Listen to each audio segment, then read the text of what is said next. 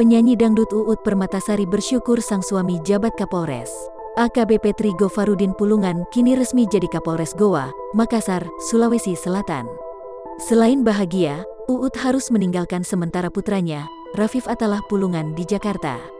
Melalui Instagram story-nya, Uut menggambarkan bagaimana percakapan dia dengan putranya tersebut yang kemudian diberi judul Uut, edisi Melo. "Ma, Mama besok pergi terbang ke Makassar ya?" tanya anak Uut. "Iya, Mas, besok Mama pergi dulu sama Papa," jawab Uut kemudian. "Ma, Mas ikut enggak?" tanya anaknya lagi. Uut kemudian memberikan penjelasan, dan seperti memahami dengan baik pekerjaan orang tuanya, sang anak tak banyak protes dan langsung menuruti ucapan ibunya.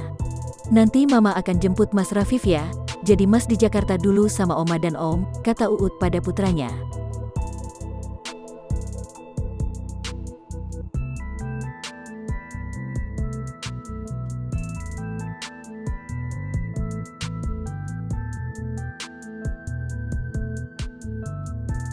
"Oke Ma, nanti Mas nyusul sama Oma dan Om ya Ma," jawab anak Uut yang lahir tahun 2016 itu.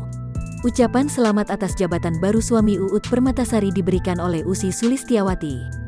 Uut sayang, selamat ya untuk sang suami tercinta sebagai Kapolres Goa di Makassar, Sulawesi Selatan.